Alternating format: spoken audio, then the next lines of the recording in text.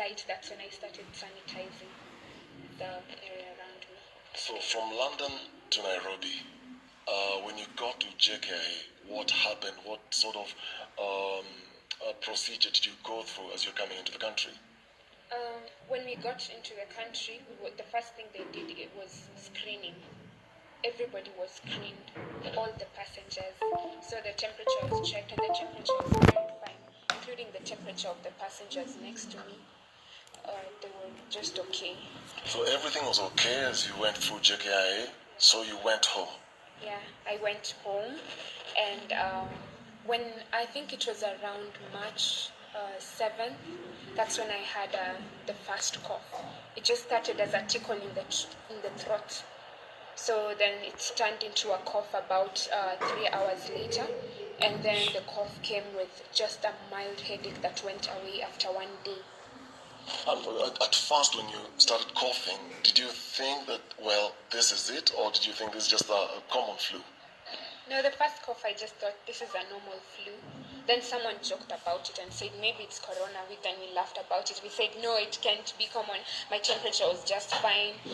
There was no fever. So that's the next day is when I became a little concerned, and I called the people who were seated next to me on the plane, and I asked them how they were feeling. They said, one of them said they were having a cough and a fever. And were these Kenyans? Yeah, one of them was a Kenyan. So you exchanged contacts when you landed, you were checking up on each other?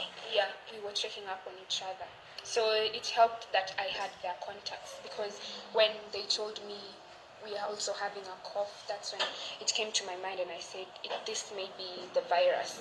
So that's when I now just took a time. I took 1 day to watch my body and to watch how I was responding to it. So at this time, were you worried about the people you're interacting with at home? I was very worried because I'd interacted with people in the house. So that was a concern for me, and we talked about it with the people I was living with. I told them there's a chance that this can be the virus, and if it comes that way, I would like all of you to just come out and also tell the ministry that you had been in contact with me. We had that talk with them before I went to the hospital. So second day, you're still coughing. Then what did you do? On the second day, there was no cough. The cough had gone away completely. There was just a small headache, and then it went away. So by the time I was presenting myself to the hospital, I didn't have any symptoms. It was just, I told them I was having a cough yesterday, and it was, the cough was a little too consistent. It was coming too many times in 1 hour. Who did you call? I called Bagathi Hospital, and then I also called the toll-free number. Yeah. So they picked you from the house, or you drove yourself there? The toll-free number wasn't, I don't know, I think it was busy that time, and the numbers from Bagathi Hospital were also busy. So that's when now I decided to take a ride to Bagathi Hospital, and they were very, very helpful when I got there. They were very concerned, and they took me seriously, because if they hadn't taken me seriously, I probably would have also just gone back to the house. So the process when you reported and they treated you nicely, like you've just said, what was the process like for you, and up to the point when now they told you you're positive? And did they tell you, or did they put it in writing? How did they disclose this to you? When I got to Mbagathi, I asked for the isolation center, because I'd read on the news. I think there was an article about there being an isolation center in Mbagathi Hospital back when I was in the US. So when I got here, the first thing I asked my friends, do you know any isolation center? And then we Googled, we got the toll-free number, and we got the information. So when I went to Mbagathi, I asked them, where is the isolation center? And then they pointed me in that direction. So I went there and presented myself. And the nurse there called the Kenyatta National Hospital, and then Kenyatta came for me, and then that's when I got to Kenyatta, and I got the test done the next day. So the test came out positive after how many days when you were there at Kenyatta? I think, I'm not too sure, but I think I may have spent 2 days in Kenyatta. It was 1 day. Yeah, it was 1 day. Then the tests were taken, and the test came back after 1 day. Yeah. How did they break the news to you? I didn't get the news. I got it from the media when it was announced. So that's when somebody called me and told me, Ivy, I think that's you. And I said, no, it's not me. It can't be me. So the doctors had not told you that you're positive, then you got to learn this through the media? Yeah. But I think, the doctors were trying so hard to do so many things at once. They were very busy. There's the protocol, trying to organize so many things. So I think that may have been part of it. And I don't really blame them. I know there was so much confusion, but they had my best interest in their hearts. They really had my best interest, because after that they called me, they comforted me, and they were very, very nice. They kept calling me, and they made sure that I had everything I needed. So is that the point when you knew that you are patient number one? Yeah, I got it from the media. That's when now I kind of joined the dots together, because there was that. It was that the media actually said I was 27 years old. But then I was like, no, but I'm 26. That's not me. but I connected the dots, because it was everything fits. Young, jovial, in high spirits. She's eating and she's even talking to us. That's what the CS said. And you knew that's you? I knew that was me, because I'm always in high spirits and I'm jovial. You still are, which is really, really great. I mean, coming out of this and speaking the way you're speaking is really, really inspiring. But at that moment, take us to that moment when now the thought settled in your mind that it's me and I'm positive. What was going through your mind? I was crying. I was crying and wailing. I was just, I was so shocked. And plus, I knew I was the only patient, so that was a little scary for me. And my parents called me, my sisters and my brothers, and they were all trying to comfort me because I was breaking down. I was in tears, and I couldn't believe now. I was just wondering, like, how did I catch it? How do I have it when I'm not even showing the severe symptoms for this? It's just very mild. So, yeah, I was very, very scared. And I cried, which is normal. I think everyone will have that at some point. What would be your message to a lot of young people who think that they can't get this because there's a lot of talk within the estates, within the country, and even other places that young people can't get this. You're only 26 years old, but you had it. And then others would assume that I just have maybe just a small cough. I don't have the full-blown symptoms and I can't get it. What would be a message to them? My message would be, regardless of how you feel, if it's just a cough, I'm not a medical expert, but I know mine came as a tickle in the throat, and then a cough and a headache, and that was just about it. Maybe a runny nose for 5 minutes, and that was it. So if you suspect that you have it, you should just self-isolate. That's the first thing, and call the Ministry of Health, because they've given us all the guidelines.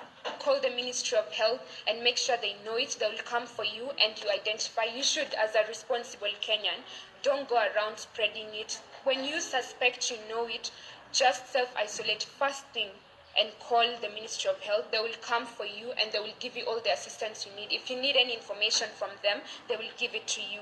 And you should be ready to make sacrifices, such as being quarantined for any number of days. You should just be comfortable with that, because this is something that we all have to make sacrifices as a country. We'll all have to be painfully uncomfortable for a limited period of time, so that we can save the future and so that we can save the people there are people who are vulnerable. And it would be very, very selfish if you put yourself in a place where you're spreading it to other people. It's very selfish. So Ivy, how many days were you in quarantine as you're going through the treatment? I've been in quarantine for 22 days now. Yeah. And through that period, you were giving out contacts of the people that you had interacted with, and the government was following up on them? Yeah, the government was following up on those people. And I was also asking those people, are you being followed up on? They were saying, yes, we are being called every day. Every day. So those people were quarantined, and then after being quarantined for a number of days, they were tested, and then after being negative, they were released, but then still made to quarantine where they went to for another 14 days. I mean, the president has really commended you for cooperating with the government and saying that you are giving out these contacts and you are responding very well and very positively. And you look like a very, very positive person. Was there a point when you were feeling, as patient number one, perhaps you're responsible for infecting other people? Did these thoughts cross your mind? First of all, I didn't bring this on myself. That's the first thing I understood. It could have happened. It was a matter of when, not if. So I knew that was just something that I had to take a step to, I didn't put the blame on myself. I didn't put it on anyone else or where I got it from. That's something I did not do. But then that's why I took the step to make sure that I was isolated and treated so that it would spread that and suppress it for any other person who I had maybe been in contact with. And thankfully, because of that wise decision that I made, there was only one person whom contracted it from me. So had I not come forward, it could have been so many people, hundreds, and probably even to vulnerable people. So that's something you have to think about when you have this virus. I mean, Ivy, you're very bubbly. You're just, a bubble of, energy. What were you doing to, to keep you, staying positive while you're in quarantine? What were you doing? Sometimes it can be a little overwhelming because, during the day, you don't know. Sometimes it can be a little overwhelming. But then for me, I was talking to the doctors, so they were advising me, you can do this, you can listen to music, you can also get audiobooks, and try to stay away from negative information. There's a lot of information going out there on social media sites from sources that are not even credible. They are not scientific research journals or anything. That's the information you're supposed to stay away from. Keep positive and talk to people who uplift your spirits. Is this the first day that now you're being released to go home? Yeah, we were just discharged maybe a few hours ago. Then that's when we came here. So how are you feeling? I haven't gone home yet. But how are you feeling, the thought of just going back home from all this? I'm excited because the last time I left, the last time I was outside, everything was normal, right? So everything was normal. People were going to work, to school, and everything. So now it's things have changed from what I've seen on the media. So I'm excited to go outside. You can't wait to go back to your normal. Yeah, I missed the sun so much. Yeah, we were able to go out to the sun when we were in quarantine, but then there's that feeling of being able to really go out. Well, Brian is a bit overwhelmed at this point in time, and just talk about the issue of stigma, because there are a number of stories that are going out there of people who are being suspected of having symptoms of COVID-19, and there's the whole issue of stigma around them. How would you address that? What would you want to say now that you're going back to the community? Yeah. First off, I'd like to say I'm not afraid of stigma because first of all, I'm a person who doesn't stigmatize other people regardless. So I'm not afraid of the stigma because I know there are some people who might be scared. People are afraid of what they don't know. So the more information you get about this thing, the more you learn that people can actually get treated for this and managed very well, then the stigma will go down. But there shouldn't be any stigma because this is something that is treatable, right? Yeah. Well, thank you very much, Ivy, for your time.